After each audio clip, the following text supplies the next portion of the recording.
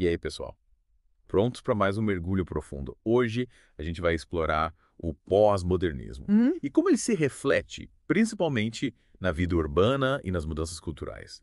E Isso. para essa conversa, a gente tem como base alguns trechos do livro A Condição Pós-Moderna, Legal. do David Harvey. Boa. E logo de cara já me chamou a atenção a forma como o Harvey conecta a arte com a vida real. Sim.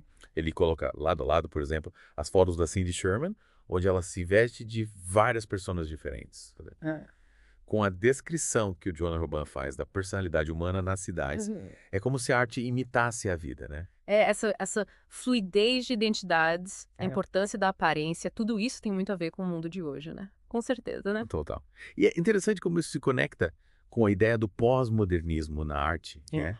Que tem essa coisa da ironia, da autorreferência, da mistura de estilos, da influência da linguagem comercial. É bem diferente da seriedade, né? É. Da busca por valores universais do modernismo. Total. E essa mudança de perspectiva também aparece na arquitetura, né? Sim, sim. Enquanto os modernistas sonhavam com aqueles projetos utópicos, grandiosos, né? O pós-modernismo meio que abraça a fragmentação, o ecletismo.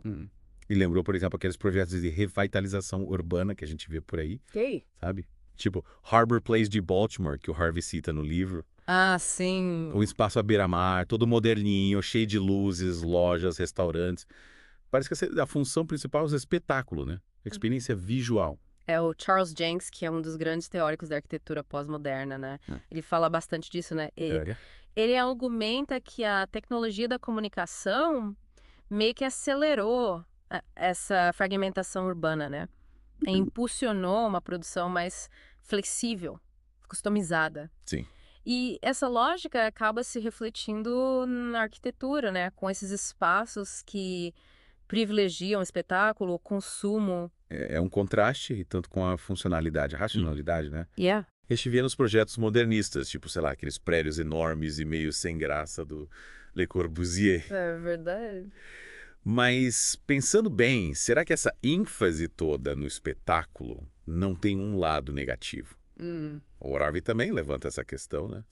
Ele critica o que ele chama de arquitetura populista e os perigos da nostalgia no design urbano. Essa crítica à arquitetura populista, né? Ela tem a ver com essa tendência a romantizar o passado e a ignorar as complexidades sociais, né? Okay. A busca por uma estética agradável pode acabar mascarando problemas, tipo a desigualdade social, né? Total. É. E outro ponto que me deixou pensando foi a relação entre dinheiro e imagens no mundo pós-moderno. Sim. O Harvey usa o conceito de fetichismo de Marx para explicar como a gente acaba se fixando em signos e superfícies, em vez de buscar significados mais profundos. É como se a gente vivesse num mundo de aparências, né? Sim. Onde o valor das coisas se resume ao preço ou ao status que elas representam. E essa lógica se manifesta na economia de cassino, né? Que o Harvey descreve no livro. É uma economia movida pela especulação, pela criação de capital fictício. Sim. Onde a riqueza parece surgir do nada, né? Como num passe de mágica. Tipo, a gente vê isso acontecendo, né?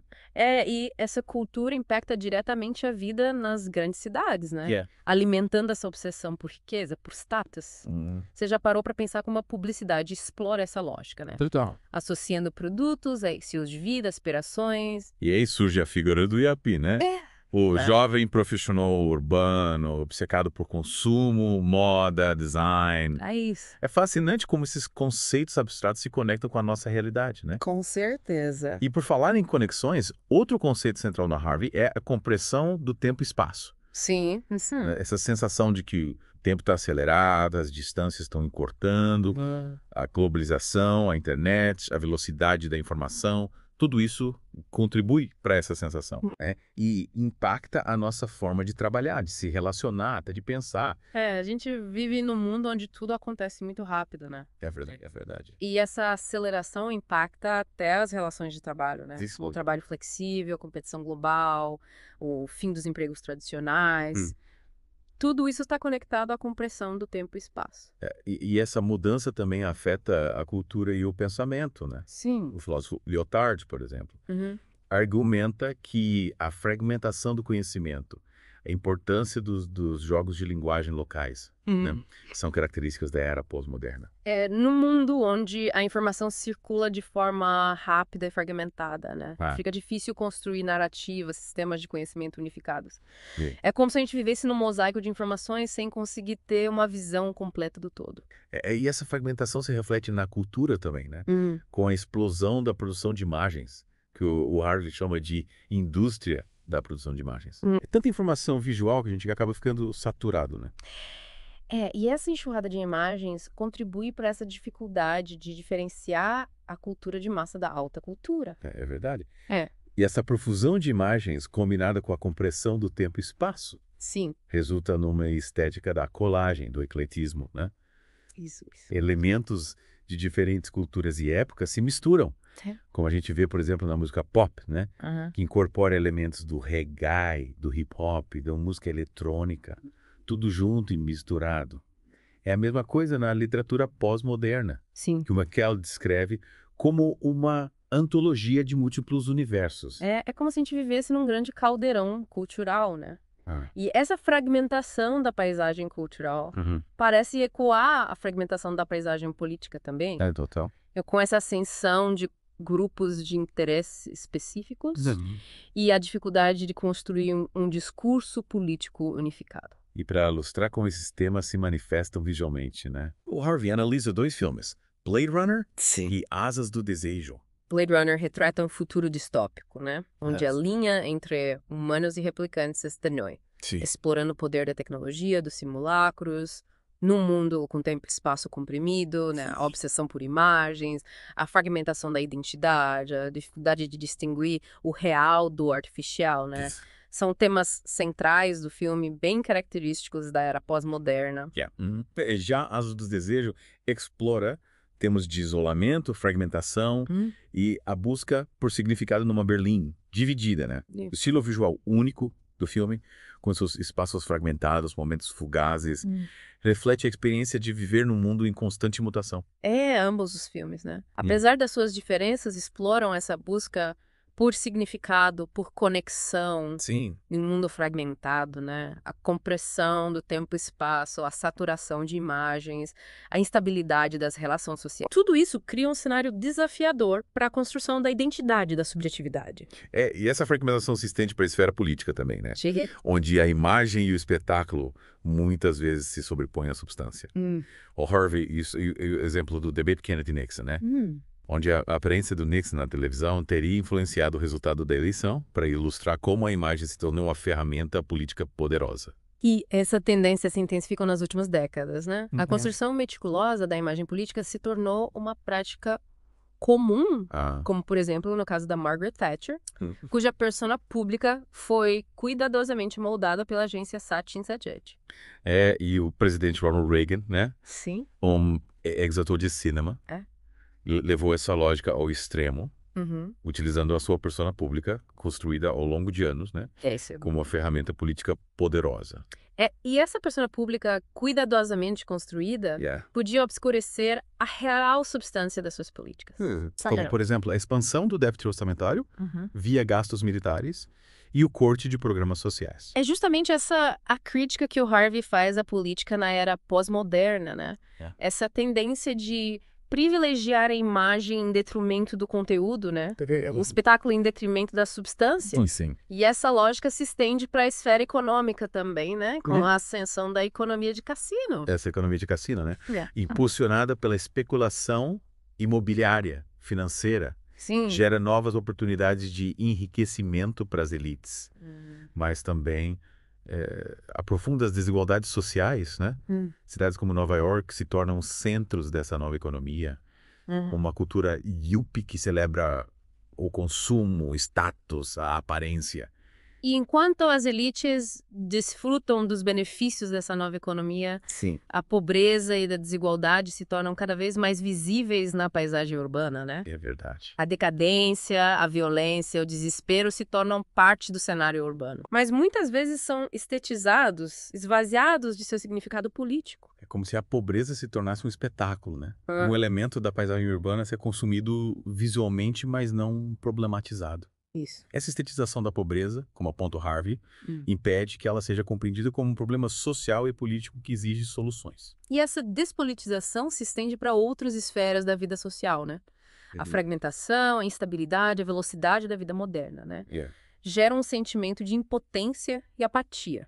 A primeira reação a essa compressão do tempo e espaço, como observa o Harvey, é a fuga para um tipo de silêncio exaurido, uma resignação diante da complexidade do mundo. Essa resignação pode se manifestar de várias formas, né? Sim. Na forma de apatia política, na busca por escapes individuais, em mundos virtuais, no consumo desenfreado, como forma de preencher o vazio existencial. E essa busca por escapes individuais, muitas vezes alimentada pela indústria da produção de imagens, dificulta a construção de narrativas e projetos coletivos, né? Como se a gente estivesse preso num ciclo vicioso. A fragmentação nos leva a buscar refúgio no individualismo, que por sua vez aprofunda a fragmentação. É um desafio, e tanto, né, como construir pontes no mundo que parece se desfazer em pedaços. Essa é a grande questão que o Harvey nos coloca, e para responder essa pergunta, ele nos convida a repensar a forma como a gente lida com a diferença, com a alteridade. Né? Em vez de encarar a diferença como algo a ser ignorado ou eliminado, a gente precisa reconhecê-la como parte fundamental da experiência humana. Faz sentido, mas como colocar isso em prática? A gente vive num mundo que valoriza a homogeneização, a padronização, o consumo de massa. É verdade. Mas a pós-modernidade também abre espaço para a valorização da diversidade, para a criação de novas formas de comunidade e de pertencimento. E para isso a gente precisa desenvolver uma nova sensibilidade, uma nova forma de olhar para o mundo. Interessante, você poderia dar um exemplo de como a gente pode desenvolver essa nova sensibilidade? Claro, imagina que você está andando pela sua cidade e se depara com um grupo de pessoas que se vestem de forma diferente, que têm costumes diferentes dos seus, em vez de simplesmente ignorá-los ou julgá-los. Você pode tentar se aproximar, conversar e entender a história deles, a cultura deles. Entendi, é como se a gente tivesse que reaprender a olhar para o mundo com curiosidade, com empatia, com a vontade de entender o outro. Exatamente. E essa atitude de abertura para o diálogo, para a troca de experiências, é fundamental para construirmos uma sociedade mais justa e democrática. E falando em democracia, o Harvey também critica a forma como a política se tornou um espetáculo. Né? Ele usa o exemplo do debate Kennedy-Nixon para mostrar como a imagem se tornou uma ferramenta política poderosa, muitas vezes mais importante do que a substância das propostas. É verdade, e essa tendência se intensificou nas últimas décadas com a ascensão das mídias sociais, da cultura da celebridade. A gente vive num mundo onde a aparência, a performance, a capacidade de gerar engajamento nas redes sociais parecem ser mais importantes do que a experiência e a competência ética. É como se a gente estivesse vivendo num reality show permanente, né? E essa lógica impacta diretamente a política, né? Os políticos se tornam personagens, as eleições se transformam em disputas de popularidade e as questões complexas que a gente precisa enfrentar como sociedade acabam sendo simplificadas, reduzidas a slogans e hashtags. E como a gente escapa dessa armadilha, como fazer política num mundo dominado pela imagem e pelo espetáculo? Essa é uma pergunta difícil, sem resposta fácil, mas o Harvey nos dá algumas pistas. Ele argumenta que a gente precisa desenvolver novas formas de resistência, novas estratégias de ação política que levem em conta a complexidade do mundo pós-moderno. Que tipo de estratégias? Ele fala, por exemplo, da importância de construir movimentos sociais que sejam capazes de articular diferentes demandas, de conectar diferentes grupos em torno de causas comuns.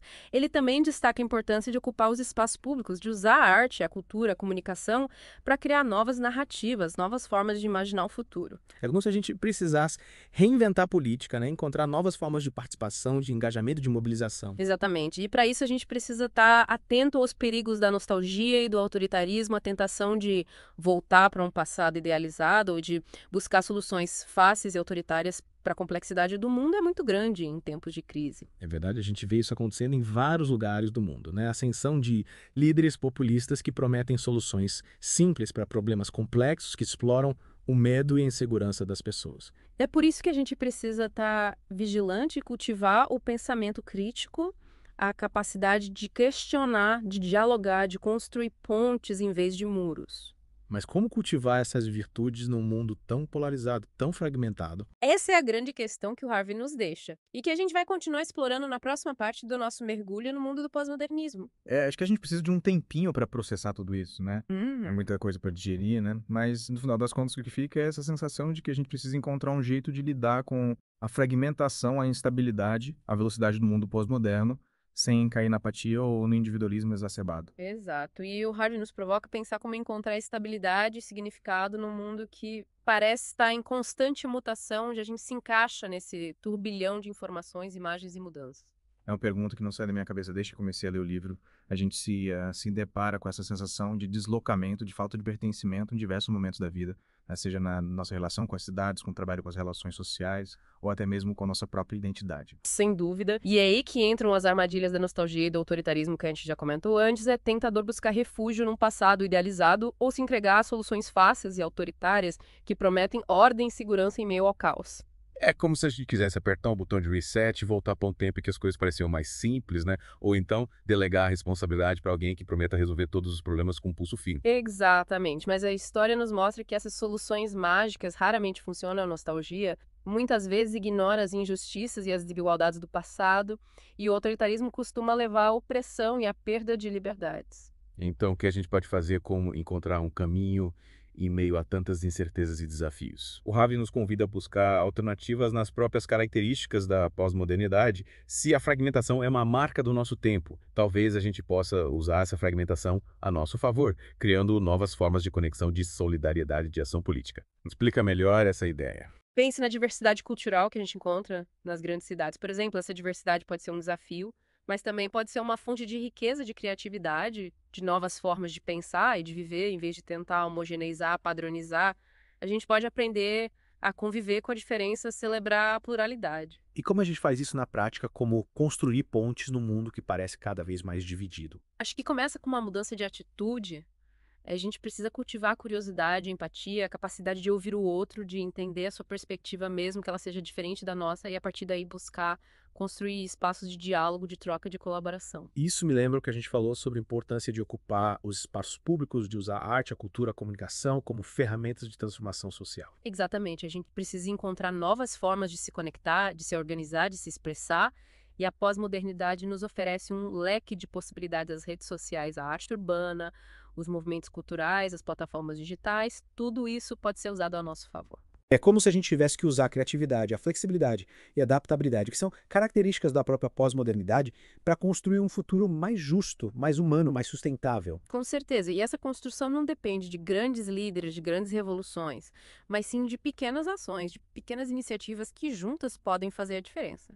Gostei dessa ideia. A gente pode se sentir paralisado diante da enormidade dos desafios, mas no fundo a mudança começa com cada um de nós, com as nossas escolhas, com as nossas ações no dia a dia. Exatamente. E para finalizar, fica a provocação de Harvey: o que você está fazendo para construir um futuro melhor em meio à complexidade do mundo pós-moderno? É isso aí, pessoal. A gente convida a refletir sobre essa pergunta e a compartilhar suas ideias com a gente. E quem quiser se aprofundar no tema, vale a pena conferir o livro A Cognição Pós-Moderna, de David Harvey.